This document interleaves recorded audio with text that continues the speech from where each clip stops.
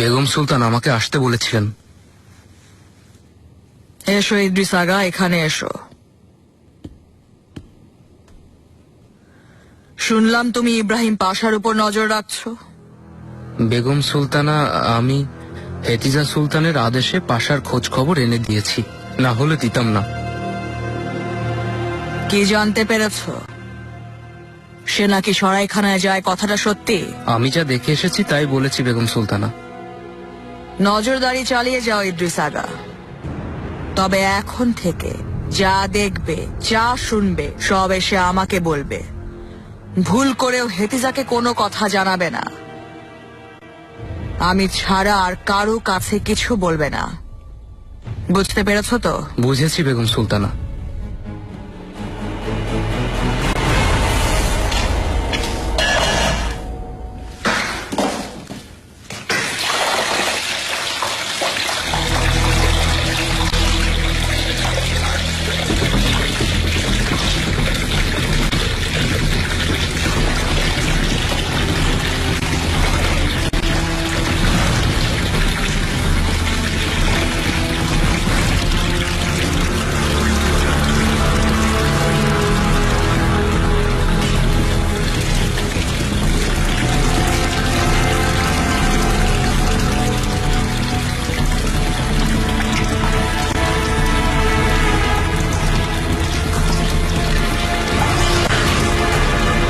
তুমি এখানে কেন এসেছো? কথা বলতে এসেছি দারা হাতুন। কোনো লাভ হবে না, সিদ্ধান্ত চূড়ান্ত হয়ে গেছে। কাল সকালে যাচ্ছ তুমি। আমি কোথাও যাচ্ছি না। আরেফে হাতুন, যা আদেশ করেছি তা চুপচাপ মেনে নাও। কথা না শুনলে আমি জোর করতে বাধ্য হব। আপনার পক্ষে সবই সম্ভব।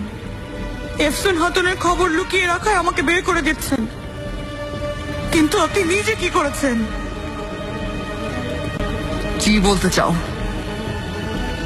আপনাকে নিগার কি বলেছে সব শুনেছি। ফিদান হাতুন, সুলতানা এবার একটা দারুণ পরিকল্পনা করেছেন। কোন ব্যাপারে? সুলতানা সবকিছুর প্রতিশোধ নেবেন। এবার শাহজাদাও ওনার পাশে থাকবেন। জানো না হুররাম সুলতান সাবধানী। কোনো লাভ নেই, হুররাম সুলতানের বাচ্চাদের কি হয় তাই দেখো।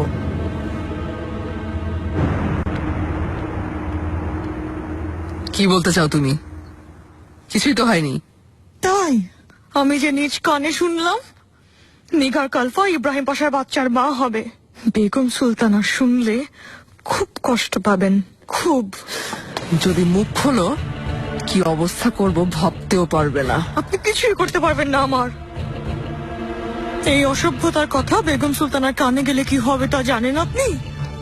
আপনাদের বস্তায় ভরে সমুদ্রে ফেলে দিবেন। তোমার কথা উনি কি কারণে বিশ্বাস করবেন শুনি? নিগার কালফা তো আছে, ওকে পরীক্ষা করলেই ও গর্ভবতী সেটা ধরা পড়বে। আর যদি ঘটনা সত্য প্রমাণ হয়ে যায় তখন আপনি কি করবেন বলেন তো? তোমার এত সাহস যে তুমি আমাকে হুমকি দিচ্ছ? মুখ খোলার আগেই আমি তোমার জিভ টেনে ছিঁড়ে ফেলবো।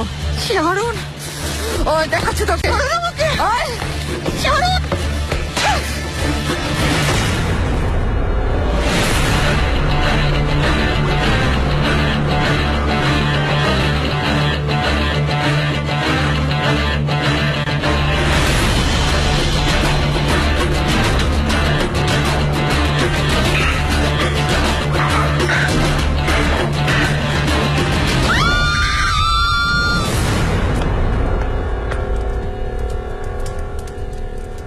সুলতানা সর্বনাশ।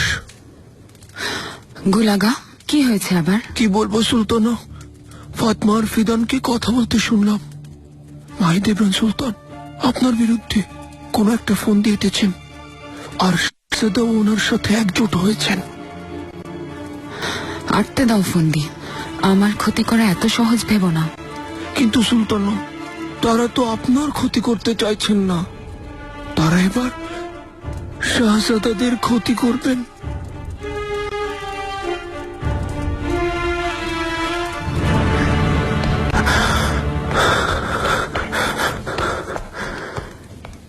হায় এ কি আহ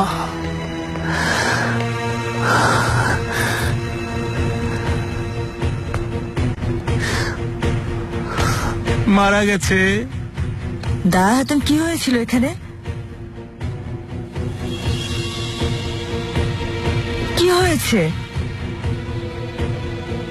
কথা বলুন, কি হয়েছে? দায়া হাতুন এ কি করেছেন?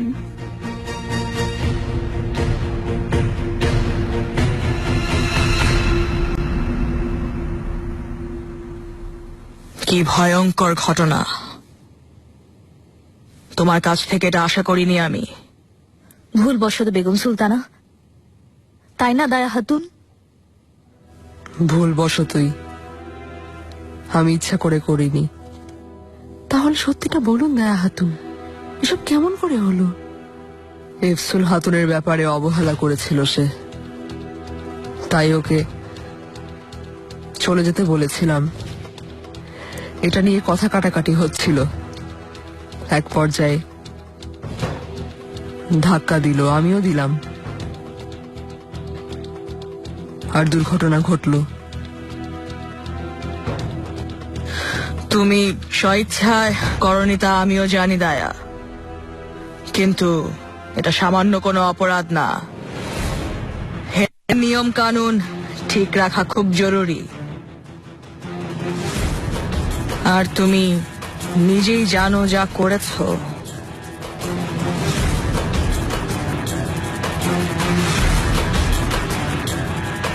তার শাস্তি হলো মৃত্যুদণ্ড। আম্মা,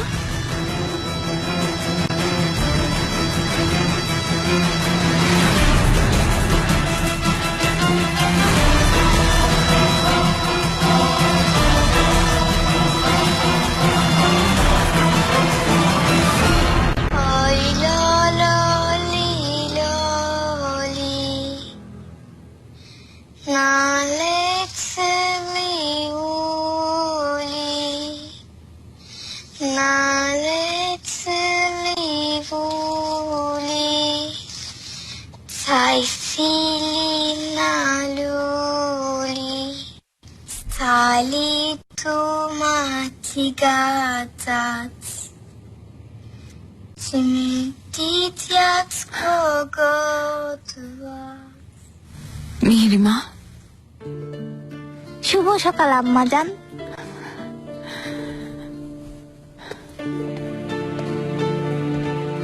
শুভ সকাল আমার লক্ষ্মী মামনি।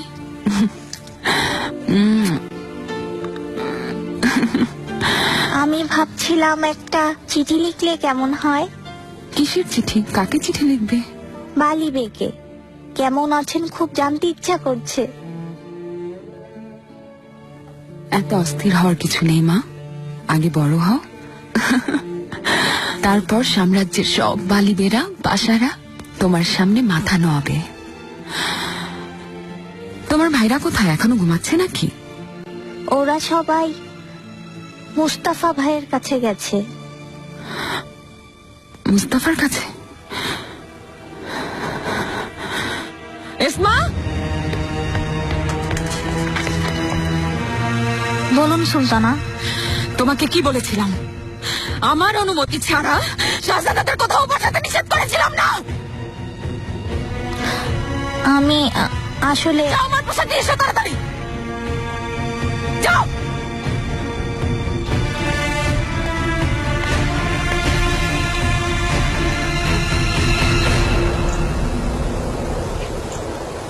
সুলতানা,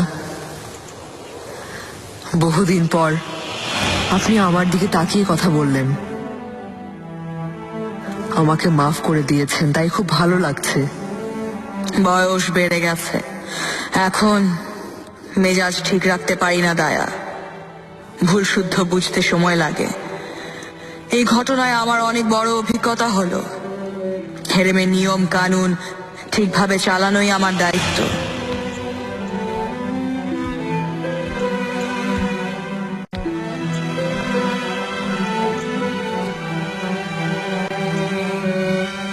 আম্মা, একদম মন খারাপ করবেন না,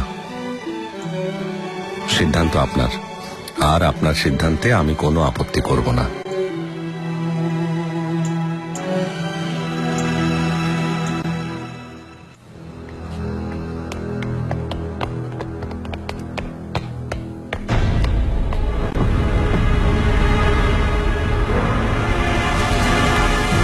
আল্লাহ ভালো করুক, খাসবাদির জন্য খারাপ লাগছে। ধন্যবাদ মেহমেদ। আমারও খুব খারাপ লেগেছে। আমারও খারাপ লেগেছে। মিথ্যা বলো না, তুমি তো কথা জানতেই না। কি? তুমি নিজেই জানতে না? আমি বলেছিলাম তোমাকে। বাচ্চারা থামো এখন। তোমাদেরকে এখানে একসাথে পেয়ে আমি খুব খুশি হয়েছি। এবার এসো আমরা সবাই মিলে নাস্তা করে ঘুরতে যাব।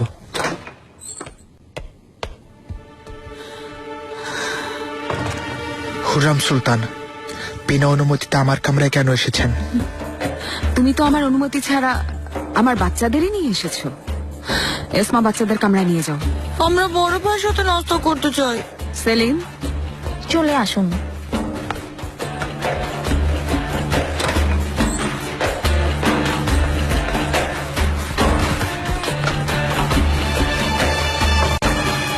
মুস্তাফা, তোমার উদ্দেশ্য কি তা আমি জানি। মা আর ছেলে দুজনে মিলে একজোট বেঁধে এসব করছো। এরপর আমার সন্তানদের থেকে দূরে থাকবে তুমি। আপনি তো একদম বলতে পারেন না। ওরা আমার ভাই, আমি যখন খুশি দেখা করব। আপনি নিষেধ করার কে? বাচ্চাদের থেকে দূরে থাকবে, না হলে ভালো হবে না বলে দিচ্ছি।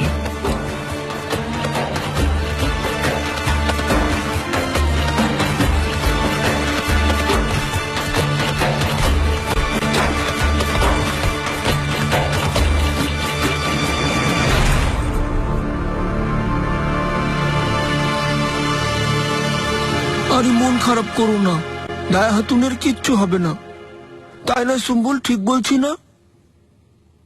দোয়া করো বেগম সুলতানার দয়া হোক। আমি কিছুই বুঝতে পারছি না, এসব হলো কি করে? মনে হয় কোনো চক্রান্ত। কে করবে এ কাজ?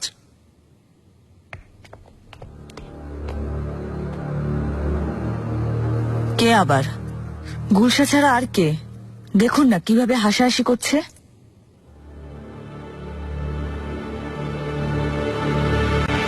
কি করছো নিগার কালফা? আরে থামো। গুলশা, সব ষড়যন্ত্র তোমার না? তুমি এসবের জন্য দায়ী। আমি দায়ী হব কেন? মিথ্যা বলো না, তোমার মুখ থেতলে দিব আমি। আর তোমারও। যাও এখান থেকে, কিছু হলেই আমাদের দোষ। চুপ করে বলছি, একদম জিভ টেনে ছিঁড়ে ফেলবো। দায়া হাতুন, কি হয়েছে? কি আদেশ করেছেন?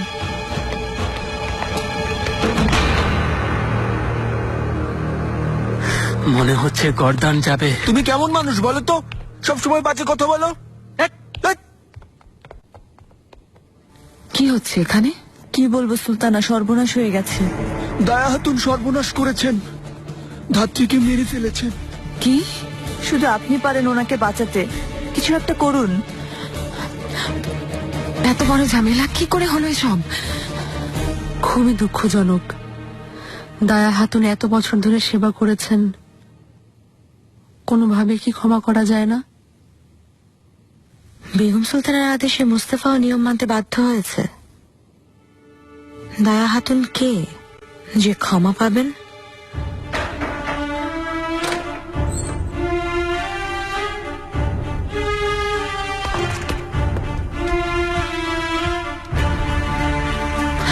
আম্মা, শাহজাদি, আমি একটু আগেই শুনলাম ওরা বললো দায়া হাতুনের নাকি গর্দান নেওয়া হবে। কি বলছো হুররাম? এমন কিছুই হয়নি। ক্ষমা করে দিয়েছেন? এত বছর ধরে সে আমাদের সেবা করেছে, তাই শাস্তি হিসেবে বরখাস্ত করেছি। কাল হেরেম থেকে চলে যাবে। কিভাবে সম্ভব? দায়া হাতুন এই বয়সে কার কাছে যাবেন, কোথায় থাকবেন? চিন্তা করো না, একটা বাড়ি দিয়েছিলাম। তাছাড়া অন্যান্য প্রয়োজন মিটিয়ে ফেলার মতো সম্পদও জমা আছে। জাহাপনা খুব কষ্ট পাবেন দায়া হাতুন চলে গেলে।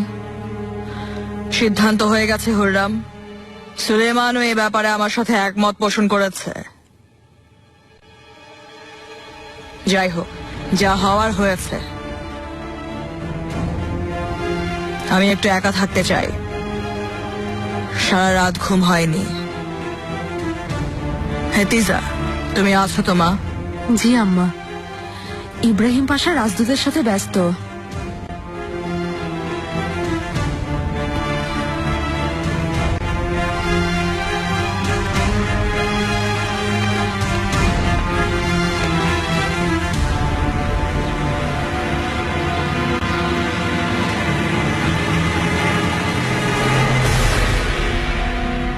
অস্ট্রিয়ার দূত সিনর জেরোম দে জারা এবং সিনর কর্নেলিয়াস শেপার।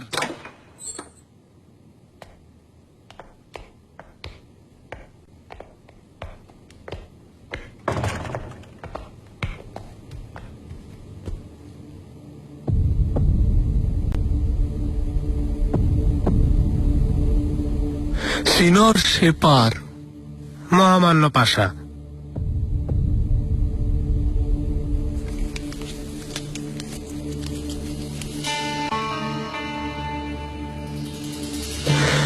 পঞ্চম চার্লসের পাঠানো এই চিঠিতে বিচক্ষণতা এবং বিজ্ঞতার যথেষ্ট অভাব দেখতে পাচ্ছি। চার্লস এই চিঠিতে অনধিকার চর্চার দুঃসাহস দেখিয়েছে।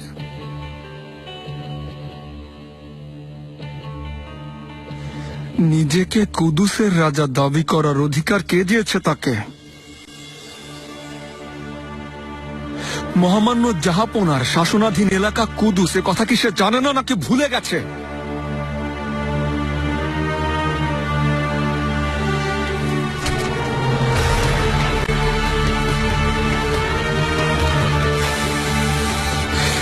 এখন থেকে কুদুসে যাওয়া অস্ট্রিয়াবাসীর জন্য সম্পূর্ণ নিষিদ্ধ করা হলো।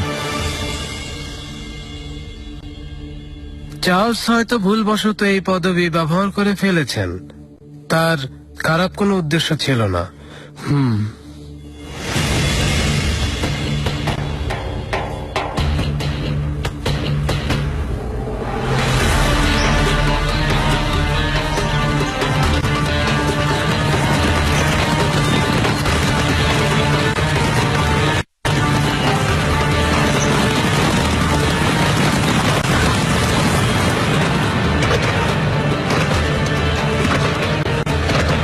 ইংল্যান্ডের রাজা মহামহিম সহ প্রোটেস্টান্ট গোত্র মেনে নিবে, শুধু আমাদের কারণে।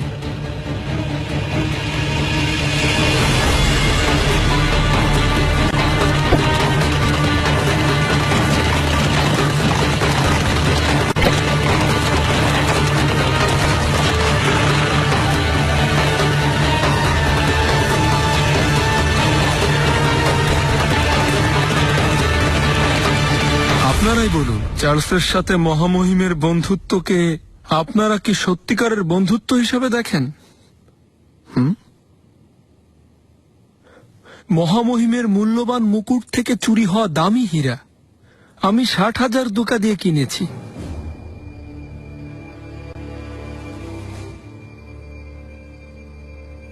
এই ইয়াকুত, এটা একসময় ফ্রান্সের রাজা ফ্রাঁসোয়ার হাতে ছিল, আর এখন আমার হাতে। এই অবস্থায় ফ্রান্সের রাজা ফ্রাঁসোয়ার সাথে চার্লসের বন্ধুত্ব গড়ে ওঠা কি সম্ভব?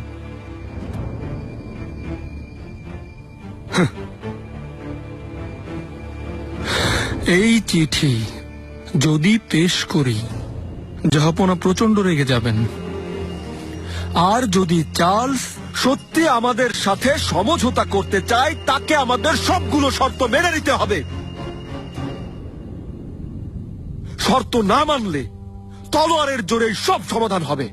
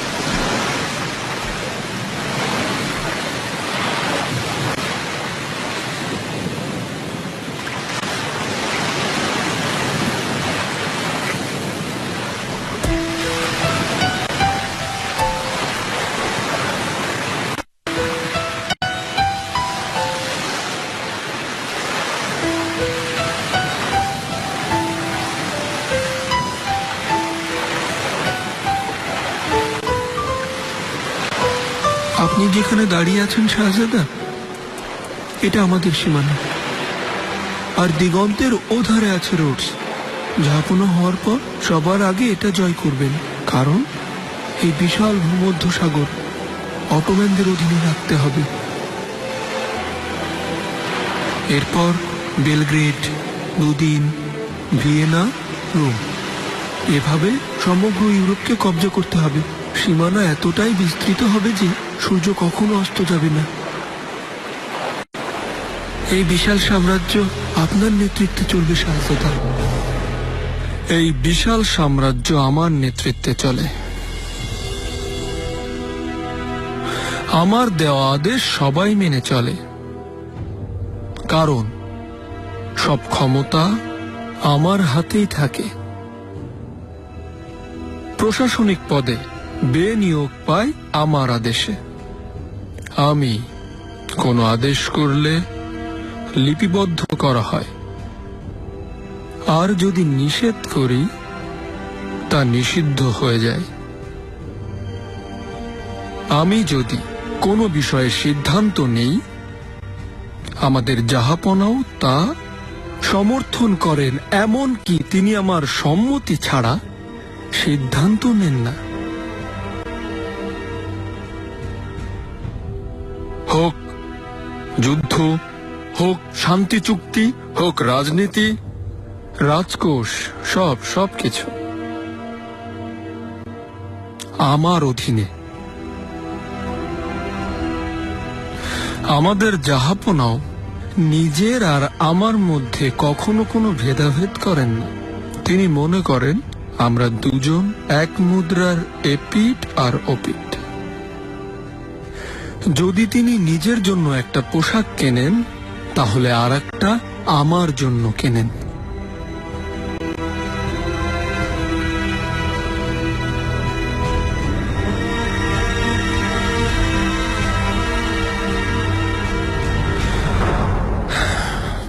আপনাদেরকে এসব বলছি যেন আপনারা আমার উপর ভরসা করতে পারেন, নিশ্চিন্ত মনে থাকতে পারেন।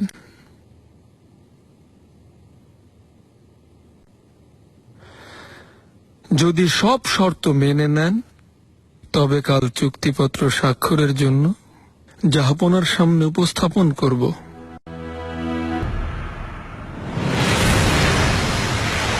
আপনার স্বপ্ন সত্যি হবে, পৃথিবী আপনার সামনে মাথা নোয়াবে শাহজাদা। পারগালি, এই স্বপ্ন আমি নিজের জন্য দেখছি না, এই সাম্রাজ্য আর আমার পরিবারের ভবিষ্যতের জন্য দেখছি। ভাগ্য সুপ্রসন্ন হলে তোমাকেও সব সময় আমার পাশে দেখতে চাই। তুমিও হবে সেই সৌভাগ্যের অংশীদার। শাহজাদা, আমার জন্য আপনার পাশে থাকতে পারাটাই যথেষ্ট সম্মানের, এর বেশি কিছু চাই না।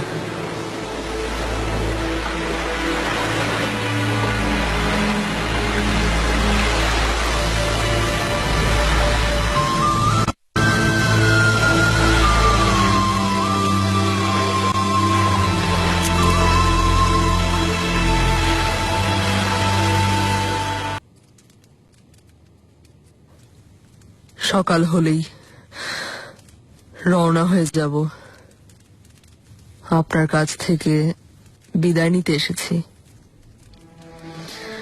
তোমারও অবসর নেওয়ার বয়স হয়েছে, এবার যাও, শান্তিতে দিন কাটাও। আপনাকে না দেখে শান্তি পাবো না বেগম সুলতানা। যোগাযোগ রেখো, তোমার প্রয়োজনীয় সবকিছু ব্যবস্থা করেছি। তারপরও কখনো কিছু দরকার হলে খবর দেবে, আমি পাঠিয়ে দেব। আমার কিছুই লাগবে না বেগম সুলতানা। নিজেকে অপরাধী লাগছে। শূন্য হাতে যেতে চেয়েছিলাম আমি, কিন্তু আপনি পূর্ণ করে দিলেন। তুমি ভালো থাকলে আমিও শান্তি পাবো। আমি খুব চিন্তায় থাকবো বেগম সুলতানা।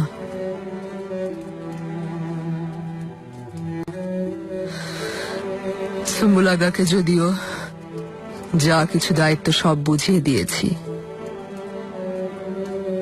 আশা করি কোনো অসুবিধা হবে না। তবে আপনার দায়িত্ব অন্য কাউকে দিতে খুব কষ্ট হচ্ছে বেগম সুলতানা। ক্ষমা করবেন, কষ্ট দিয়েছি। প্রতিদান দিতে পারিনি।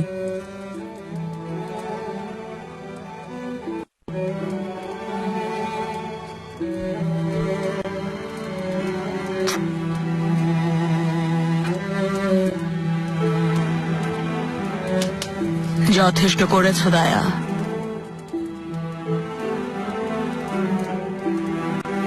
আমি ভাইকে দেখে রাখি বাবা, একটুও কাঁদে না। কাল রাতে তো কেঁদেছিল, আমি শুনেছি। ওর যন্ত্রণা দূর হয়ে গেছে, কিন্তু সারা জীবন এই অসুখও বয়ে বেড়াবে। তোমরা সব সময় ওর পাশে থেকো, তোমাদের ভালোবাসাই ওর ঔষধ।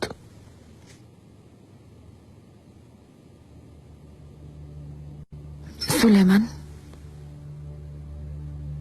দায়া হাতুনকে যাওয়ার আদেশ কেন দিয়েছেন? আমারও খারাপ লাগছে, কিন্তু কি করব বলো? ওই ধাত্রী ওনাকে মারতে গিয়েছিল, কি করার ছিল? নিজেকে বাঁচিয়েছেন। যাওয়াটা ঠিক হবে না, তাতে হেরেমের নিয়ম কানুনে অনেক ব্যাঘাত ঘটবে, ঝামেলা বাড়বে। তাছাড়াও আম্মারও এখন বয়স হয়েছে। এ বিষয়ে আম্মার সাথে আমি একমত হলাম। এত বড় ঘটনার পর ওনার এখানে থাকা অসম্ভব। চলে যাক, যেতে দাও। বাকি জীবনটা উনি আরামায়েশে থাকুক।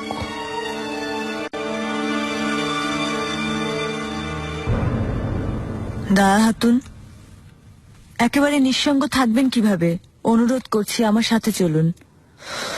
অসম্ভব, বেগম সুলতানাকে কথা দিয়েছি।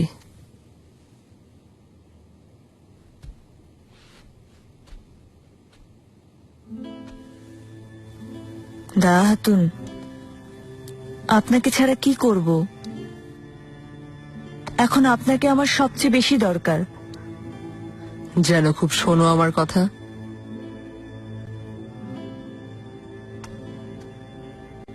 নিগার, পাপের বোঝা বাড়িও না আর। যেভাবেই হোক ছেড়ে ফেলো। এই বাচ্চা তোমার সর্বনাশ ডেকে আনবে। আত্মহত্যা করব নাকি তাই বলছেন? একটাই পথ খোলা আছে তোমার, দ্রুত কাউকে বিয়ে করে ফেলো, যেন সে মনে করে এটা তার বাচ্চা। বাদ দিন এসব, এসব বলার সময় এটা না।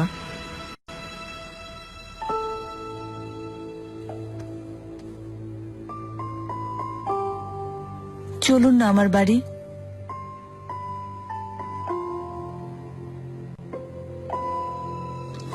দায়া হাতুন, ভেবো না,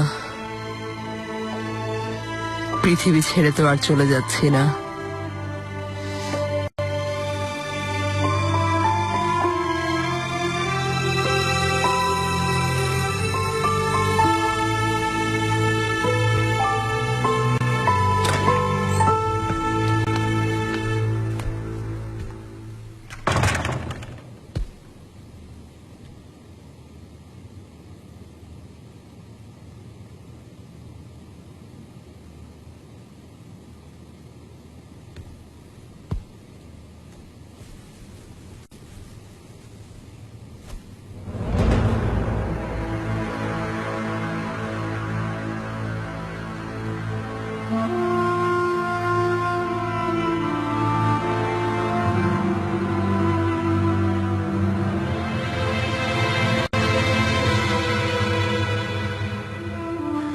আমার হৃদয় প্রজাপতির ডানার মতো ছটফট করছে। অনুমতি দিন যেন আপনার হৃদয় তার ঠাঁই হয়। আপনার আমানতে রইল শাহজাদি।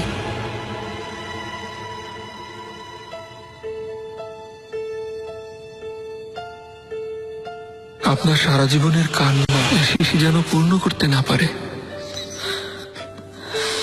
আমাকে কথা দিন আর কাঁদবেন না আপনি।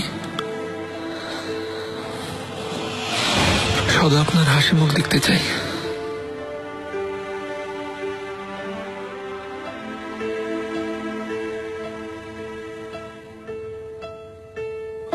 আমিও এই পাখিটির মতো ডানা মেলে উঠতে চাই। আমি জানি আমি হয়তো অনেক বেশি অধৈর্য হয়ে যাচ্ছি, কিন্তু প্রতি মুহূর্তে আমার হৃদস্পন্দনে শুধু তোমার নামই উচ্চারিত হচ্ছে।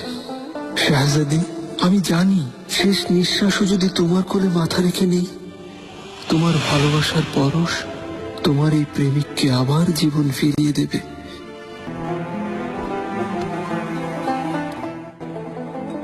মরিচিকার পেছনে ঘুরে লক্ষ্যচ্যুত হয় ইব্রাহিম।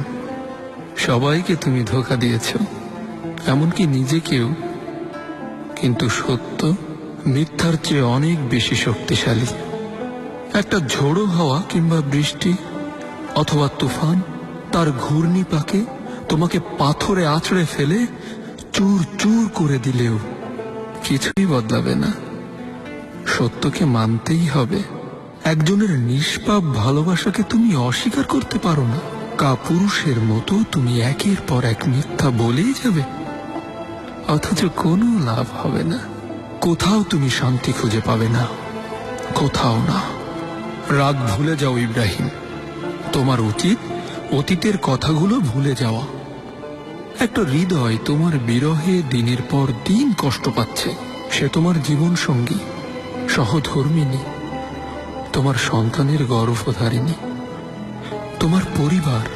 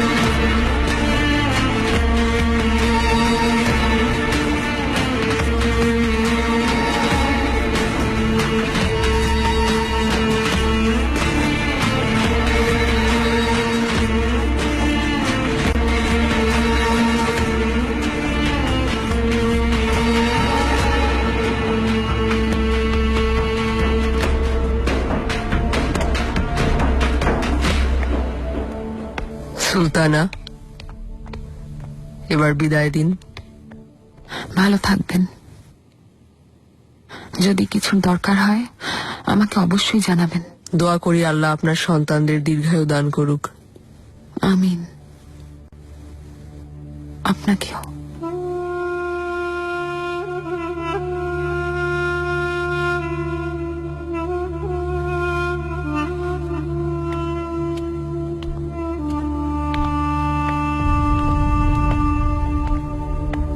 আবার এখানে ফিরে না এলেই হয়। চিন্তা করবেন না সুলতানা, চাইলেও পারবে না। তাই? তাহলে তো শূন্য পথটা তুমি পাচ্ছ গুলশা। আপনার সুলতানা।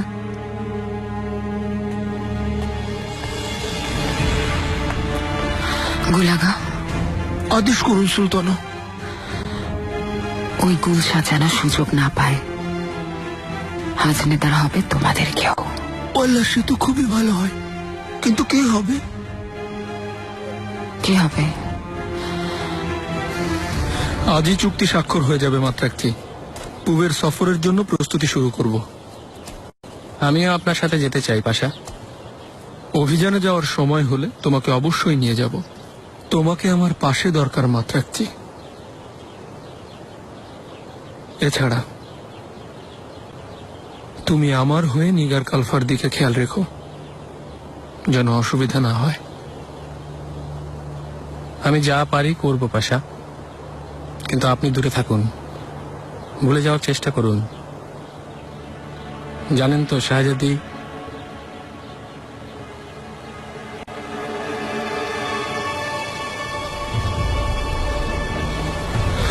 তুমি চিন্তা করো না, আজই ঝামেলা মিটিয়ে ফেলবো।